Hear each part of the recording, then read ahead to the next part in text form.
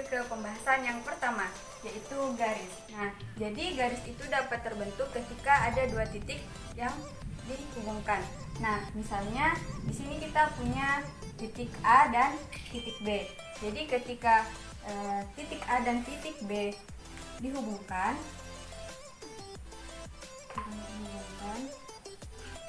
ini akan dinamakan dengan garis AB.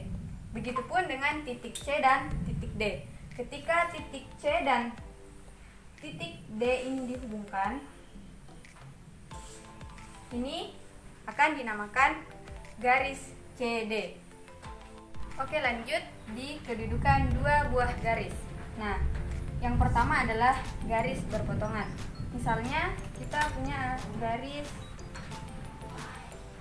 ini dinamakan garis A. Ini namanya garis B. Jadi kalau garisnya bentuknya seperti ini, inilah yang dimaksud dengan garis berpotongan, di mana garis B memotong garis A. Jadi garis ini adalah garis berpotongan. Di garis berpotongan ini mereka mempunyai satu titik potong. Titik potongnya ada di O. Jadi garis B memotong garis A mempunyai satu titik potong. Oke, sekarang kita ke bagian kedua, yaitu garis berimpit. Bagaimana yang dimaksud garis berimpit itu? Misalkan kita punya satu garis, ini dinamakan garis A. Kemudian kita gambar lagi satu garis di atasnya.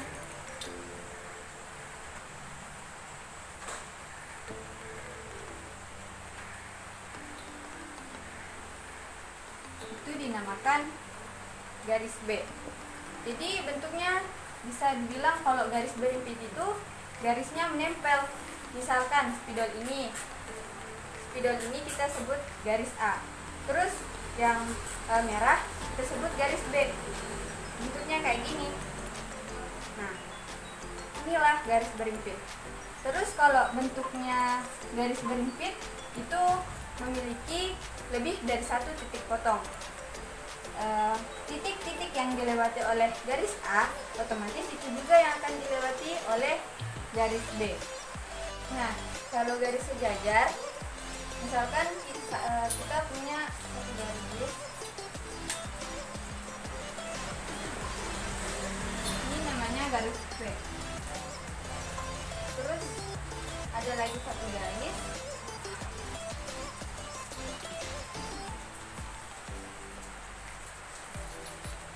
ini namanya garis Q.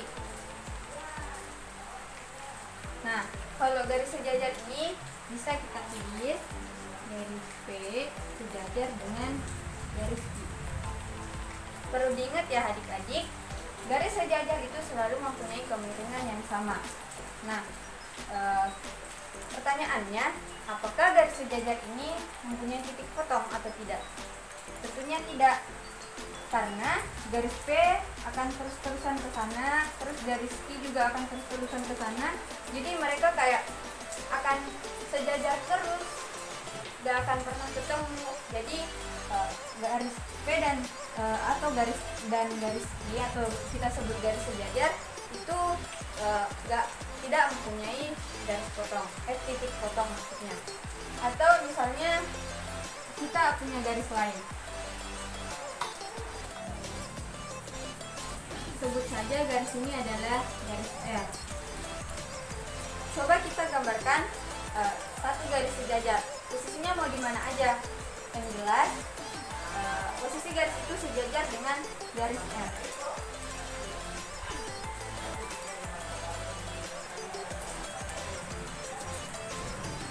Kita sebut ini garis L. Kita sebut garis ini garis S. Jadi kalau garis sejajar itu selalu sejajar. Nah, yang terakhir itu garis tegak lurus. Gimana sih yang namanya garis tegak lurus itu? Misalkan kita punya garis karena namanya garis tegak lurus, jadi ada satu lagi garis yang memotong. Ini tadi namanya garis A, kemudian yang memotong itu adalah garis B.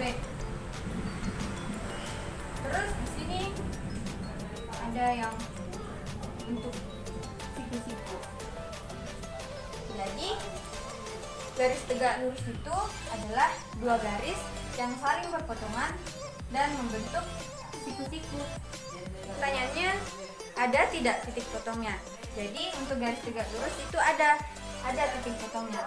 Garis tegak lurus ini mempunyai satu titik potong. Sekarang kita ke materi sudut. Jadi apa sih itu sudut? Sudut adalah daerah terbentuknya dua buah garis yang titik pangkalnya sama. Maksudnya di sini kan sudah ada garis AO dan garis BO. Jadi ketika garis AO dan BO ini kita hubungkan, maka akan ada terbentuk daerah di sini. Daerah di bagian sini. Nah, itulah sudutnya. Jadi kalau sudutnya begini, nama sudutnya gimana? Kita bisa kasih nama sudutnya itu sudut O, boleh. Terus kita kasih sudut karena titik pangkalnya di O, maka nama sudutnya itu AOB. Sudut AOB. Terus apalagi kita juga bisa namakan sudutnya itu sudut BOA. Sudut BOA. Nah, kalau misalnya ada adik-adik yang bertanya, bagaimana kalau kita namakan sudutnya itu sudut OAB? Nah, tentu nggak bisa, karena ketika sudutnya OAB, maka titik pangkalnya harus ada di A. Sedangkan di sini tidak ada garis yang menghubungkan antara A dan B. Jadi sudut OAB tidak bisa terbentuk ketika tidak ada garis lagi di sini. Makanya itu sudutnya namanya sudut O, sudut AOB, dan sudut BOA. Nah, adik-adik, sudut itu ada berbagai macam. Mungkin adik-adik sekalian sudah mempelajari mengenai jenis-jenis sudut di sekolah dasar sebelumnya. Jenis-jenis sudut yang akan kakak jelaskan yaitu adalah sudut lancip, sudut siku-siku, sudut tumpul, sudut berpalurus, dan sudut refleks. Nah, sudut lancip itu yang kayak gimana, Kak? Nah, sudut lancip itu adalah sudut yang besarnya kurang dari 90 derajat. Nah, bertanya lagi, sudut 90 derajat itu yang kayak gimana? Sudut 90 derajat itu seperti ini. Sudut 90 derajat itu kan siku-siku ya. Ini yang namanya 90 derajat. Kalau adik-adik punya busur di rumah, adik-adik juga bisa lihat bagaimana besar dari sudut 90 derajat. Ketika sudut lancip itu besarnya kurang dari 90 derajat. Jadi bentuknya gimana? Bentuknya kayak gini.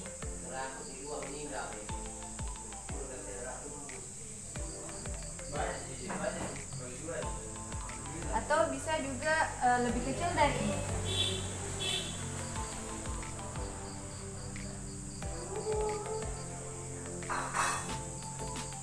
Nah, sekarang kalau sudutnya sudut siku-siku, namanya juga siku-siku, berarti besarnya adalah 90 derajat. Bentuknya kayak gimana? Nah, kayak gini. Ini sudut alfa, atau bisa juga dengan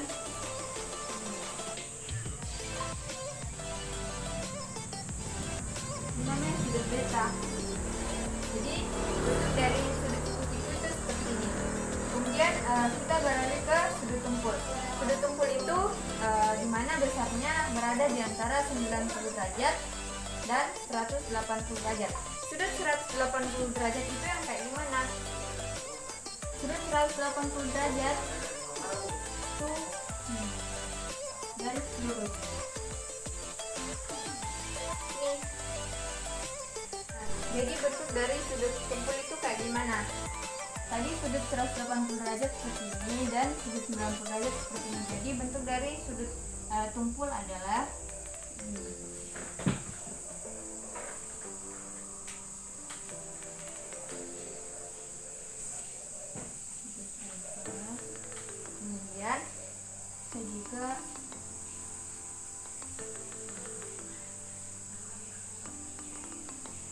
beta. Jadi bentuknya kayak gini. Selanjutnya sudut berpelurus. Nah, sudut berpelurus itu punya besar sudutnya itu 180 derajat. Nah, jadi sudut berpelurus itu yang kayak gini. Kalau adik-adik punya busur di rumah, sudut berpelurus itu bentuknya kayak gini, tengah lingkaran, tengah dari lingkaran. Jadi sudutnya seperti ini gambarnya.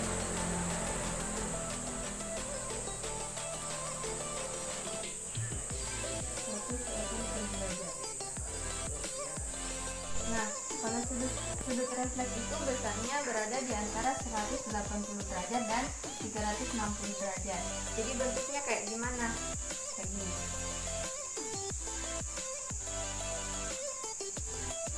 Jadi kalau besarnya lebih besar dari 180 derajat, tapi kurang dari 360 derajat. Kalau misal yang kita sudut yang kita namai itu yang di sini, itu bukan. Jadi kalau yang ini tuh namanya sudut lancip. Jadi kalau sudut refleks itu yang ada di luar, kita namakan ini sudut beta. Atau kita bisa bentuk garis lain.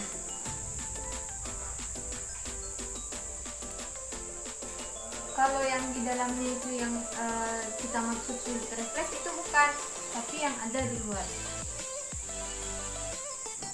Ini kita sebut sudut alfa. Jadi sudut refleks itu yang ada di sini, bukan yang ada di dalam. Sekarang kita masuk ke materi hubungan antar sudut. Nah, yang pertama itu adalah dua sudut berpelurus. Jadi di sini ada garis, terus ada lagi garis yang memotong garis yang lain. Nah, sudut yang pertama kita namakan ini adalah sudut alfa, kemudian yang kedua sudut beta. Nah, ditanyakan berapa besaran dari sudut dari sini ke sini itu 180 derajat. Makanya kita menuliskan di sini alfa ditambah beta itu adalah 180 derajat. Di sini ada contohnya. Di sini ada garis AC, kemudian ada garis BO. Di sini kita jadi ini adalah dua sudut berpelurus. Nah, jadi total dari sini ke sini itu kan dari sini ke sini itu 180 derajat. Kalau yang diketahui AOB-nya adalah 60 derajat, berarti besar dari sudut BOC-nya berapa? Nah, dari sini kan 180 derajat. Terus 180 derajat, cara kerjanya itu seperti ini.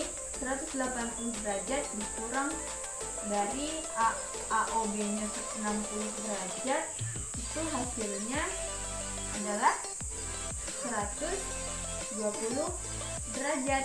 Jadi besar dari BOC adalah 120 derajat. Nah, yang kedua adalah dua sudut berpeniku. Artinya di sini kan ada dua sudut alfa dan sudut beta yang membentuk sudut siku-siku yang besarnya 90 derajat. Nah, makanya di sini ditulis alfa tambah beta sama dengan 90 derajat karena sudut siku-siku besarnya adalah 90 derajat.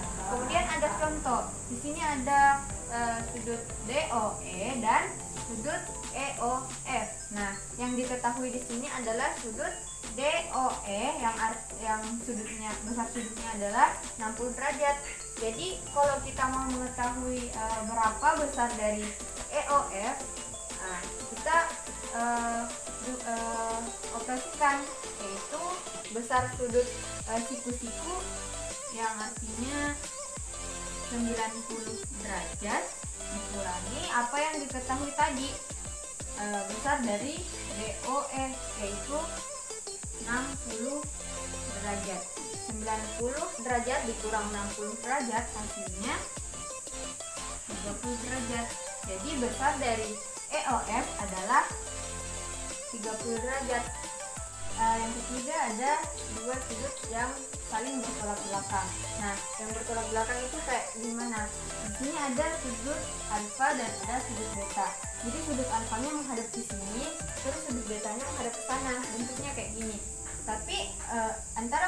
alfa dan sudut beta itu besarannya selalu sama karena mereka bertolak belakang tapi besarannya sama.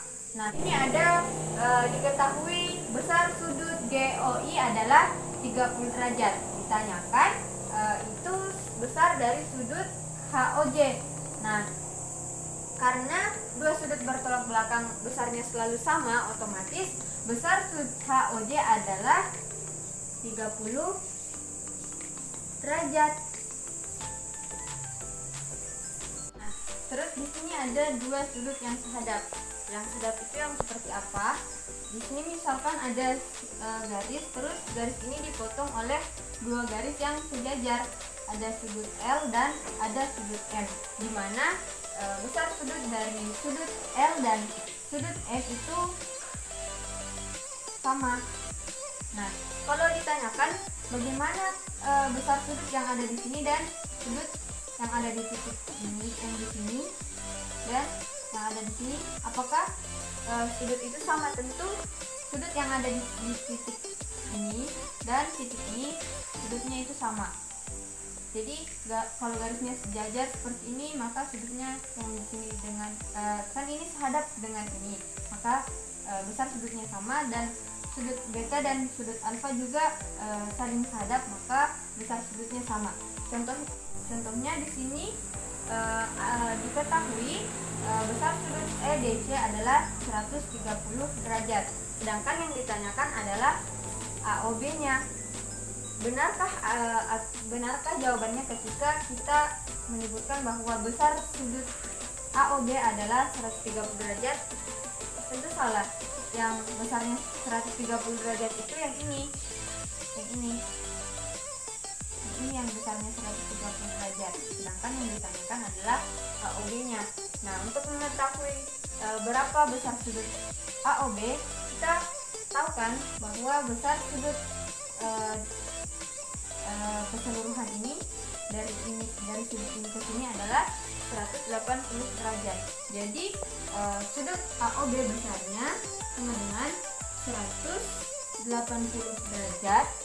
Kita kurangkan dengan yang diketahui itu 130 derajat. 180 derajat dikurang 130 derajat hasilnya berapa? Hasilnya 50 derajat. Jadi besar sudut dari AOB adalah 50 derajat. Nah, ketika ditanyakan kembali besar dari sudut ini, otomatis karena mereka sehadap, maka besar sudut di sini adalah 50 derajat. Jadi itulah tadi materi tentang garis dan sudut. Semoga bermanfaat bagi adik-adik sekalian. Terima kasih. Assalamualaikum warahmatullahi wabarakatuh.